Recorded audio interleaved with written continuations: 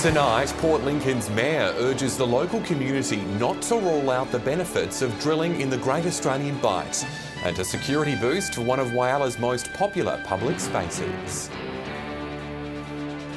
This is Southern Cross News with Fraser Goldsworthy.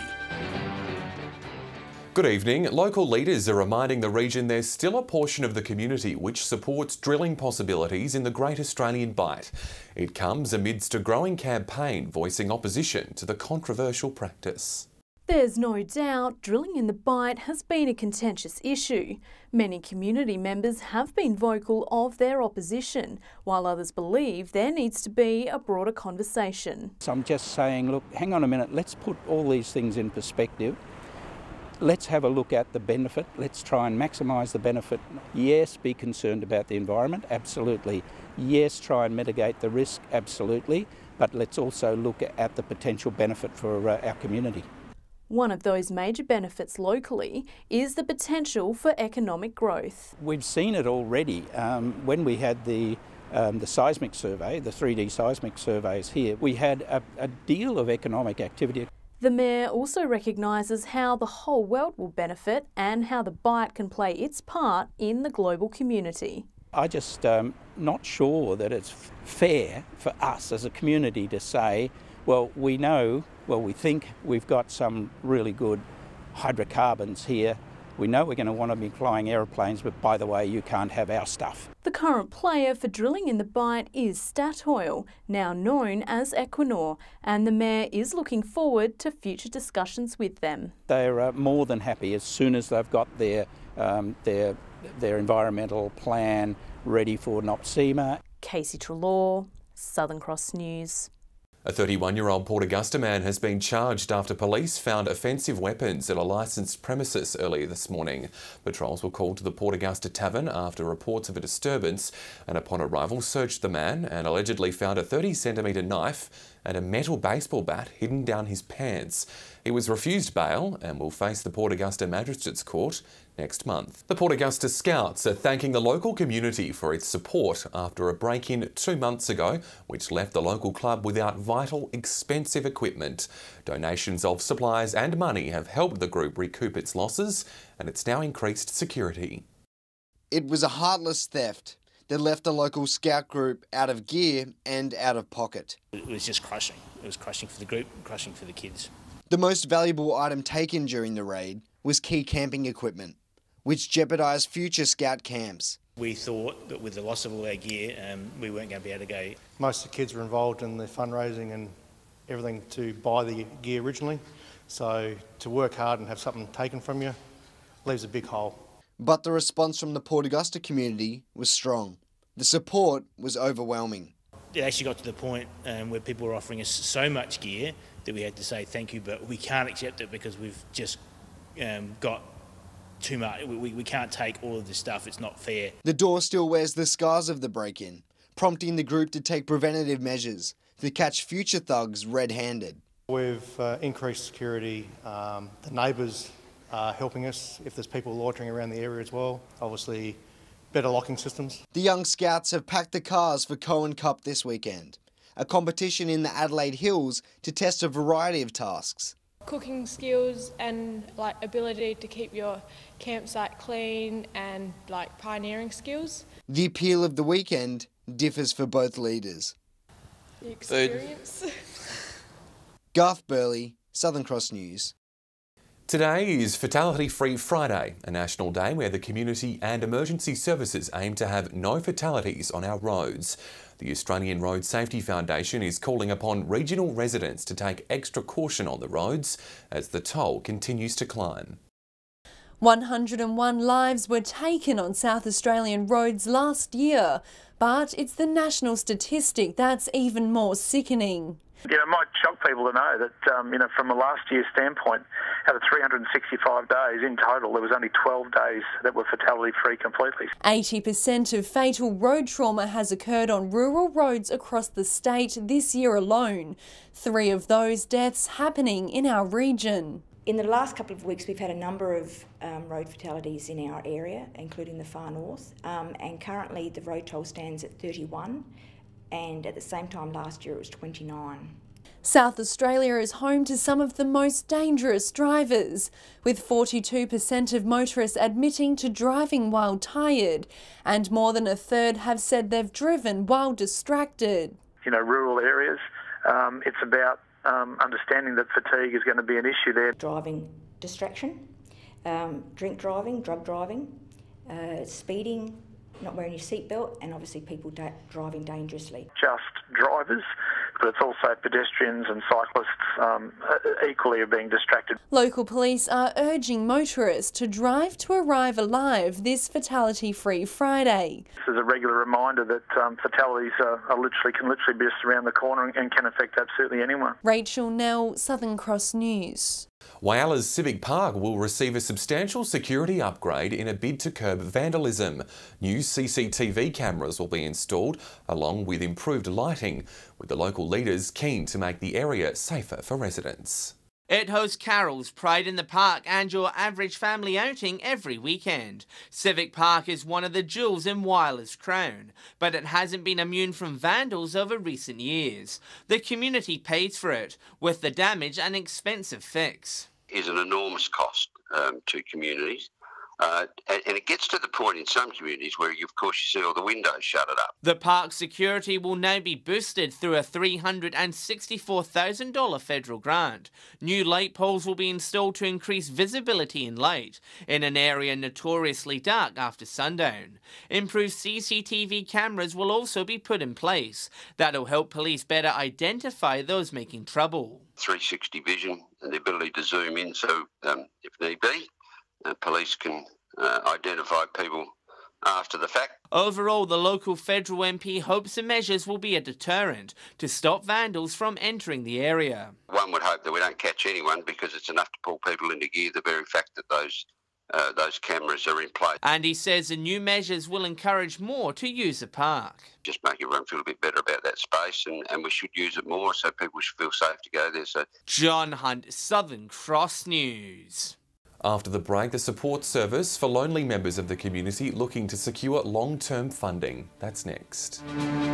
The oil and gas industry could be a target for an expanded Whyala Steelworks.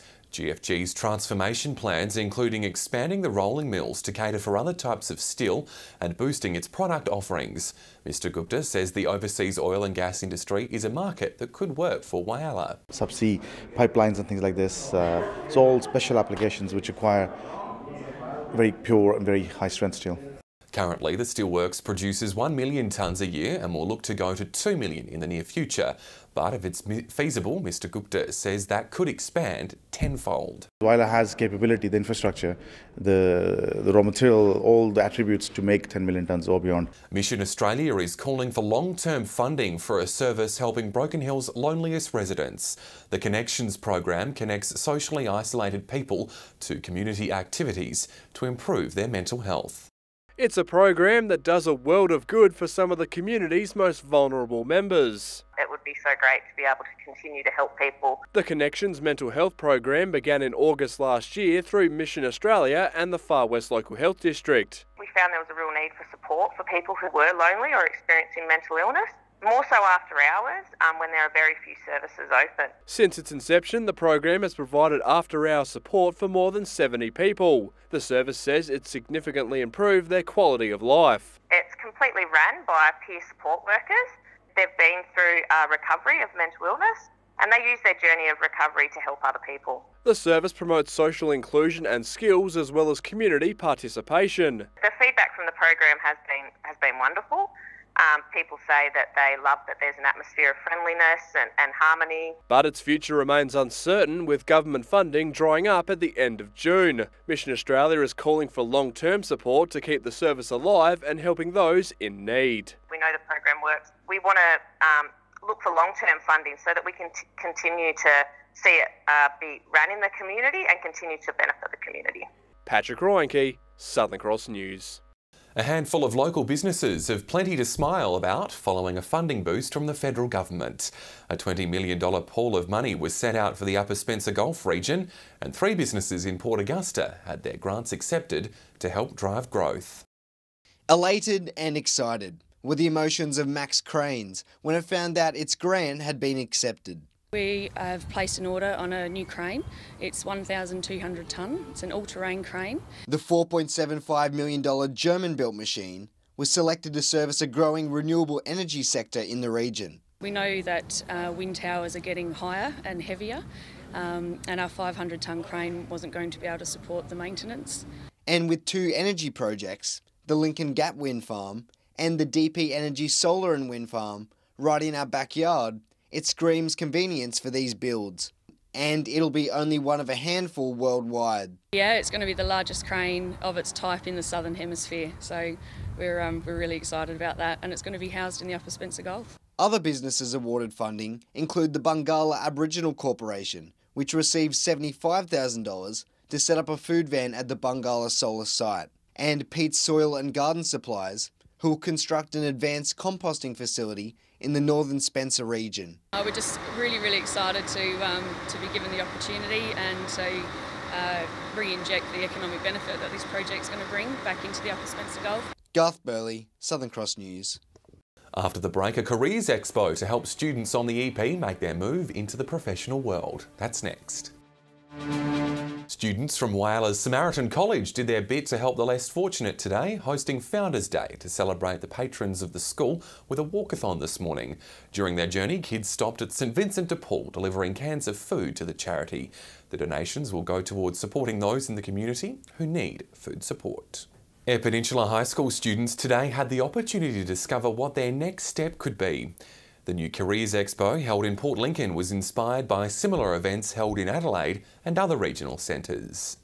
Choosing the right career path can be daunting, but Port Lincoln's three major schools and the Education Department came together to solve that dilemma by bringing career professionals to the region. It's really difficult to get experts to talk to, so to have experts come here and for students to be able to directly engage with them has been really positive. So today is really to expose the students on the Eyre Peninsula to the raft of opportunities that are out there for them. There was information on careers in emergency services, various trades and apprenticeships, as well as all the courses available at TAFE and various universities. We'll continue to run it and it will be hosted by one of the other entities in the future, so it will be something that obviously has had lots of response to, so it's definitely worth running it again. 10 schools and more than 700 students took part in today's New Career Expo,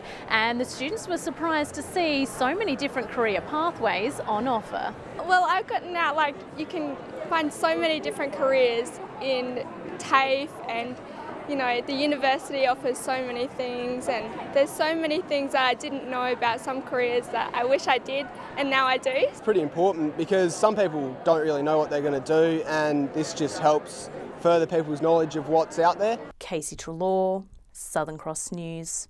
The Broken Hill A-grade tennis season has come to a close in extraordinary fashion. Nothing could split the two teams at the end of the regular sets. A sudden death tiebreak had to be played. It was one of the tightest finishes to a Broken Hill tennis season. Pushed hard, got lucky, but I'm happy to take some luck. Corey Pascoe and Kyron Slee took on Nathan Crabb and Steve Gleeson in the Open A Grand Final. Both sides were forced to fight hard to get a Grand Final berth in what was a strong competition over the summer. I believe it was a higher standard than we've seen in the past. It's always increasing, players are getting better, improving. Crabb and Gleeson started strong and won the opening double 7-3. The chilly conditions not putting a dampener on some champagne tennis.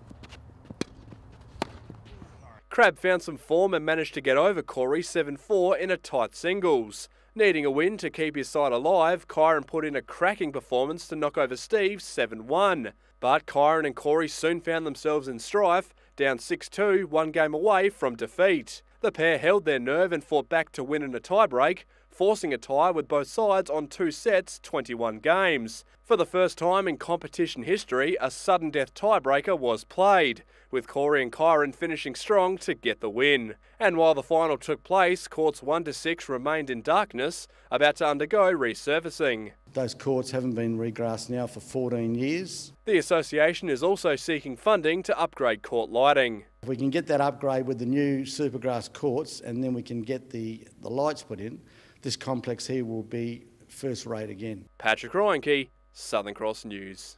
And from one sport to another, time now for this week's footy tips.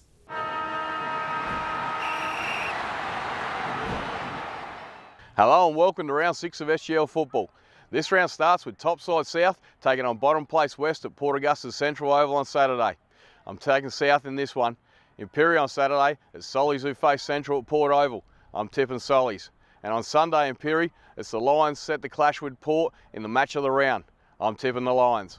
Top of the table clash at Memorial Oval on Saturday, North Whyalla versus West Whyalla. North dropped their first game of the season last week, so technically West are top for a little while, but they have a big injury list, so I think North will go back into the winner's circle. Special game on Saturday at the Waroona Bay Oval, Bays versus Centrals. It's Waroona Bay's 50th birthday, so big game for them. Centrals only kicked 2 goals last week, and given most of their players have never been, let alone played at the Waroona Bay Oval, I think it'll be a special day for the Bays. And finally on Sunday, it's the other teams playing in the top 4 at the moment. South Whyalla versus Rapina. Roos particularly good last week, beating North Whyalla, and I think they will get themselves another win. Welcome to Port Lincoln Footy Tips. We kick things off with Marble Range hosting Boston's at Whangaree. Marble Range have won the last 3 games and going to be far too strong. I'm tipping Marble Range to win this one by more than 10 goals. In the next game, we got Mallee Park hosting Waybacks. Both teams have been playing good football, and Mallee Park are really strong at home. In saying that, Waybacks' defensive pressure is far too good, and I'm tipping Waybacks to win this in a very low-scoring game. Waybacks by 3 goals. In the last game, we got Lincoln South hosting Tasmans at Centenary Oval. Tasmans controversially lost 2 premiership points last week and are a good team in form. They got a lot to play for this week, and I'm tipping them to win this one by more than 8 goals. Broken Hill football this week sees North take on West. West, after a win last week, will be looking for another one, but I believe North will be too strong in this game and North will win by 50 to 60 points. Second game sees the Magpies go over the hill to play South. South will go through the season, I believe, without losing a game and will be easy winners over Central by 100 points plus. Stay with us. After the break, we'll have all the local weather details with Amy. And Amy, will the sun stick around until the weekend? Well, it was a sunny day around the Spencer Gulf Fraser. However, a change is possible late into the weekend. All the details are up next.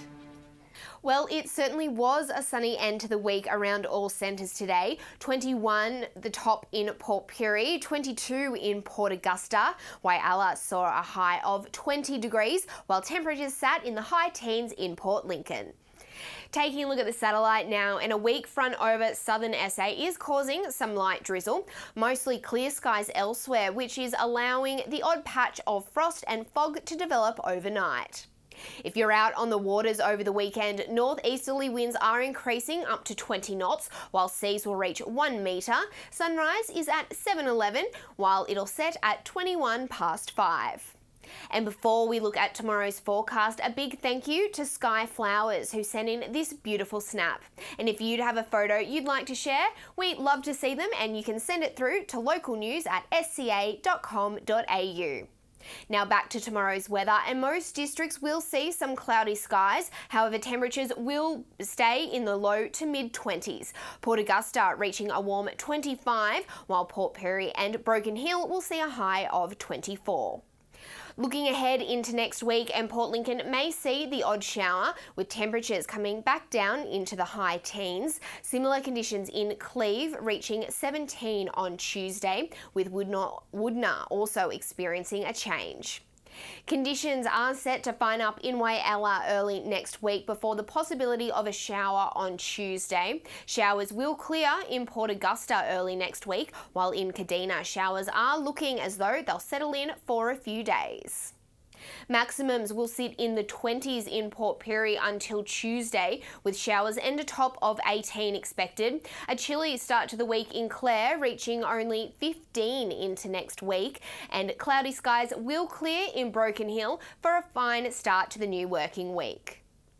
So Fraser, no doubt everyone's soaked up the sunshine today as we kickstart the weekend. Thanks, Amy. And that's all the news to now. Thanks for your company. Enjoy the footy. Good night.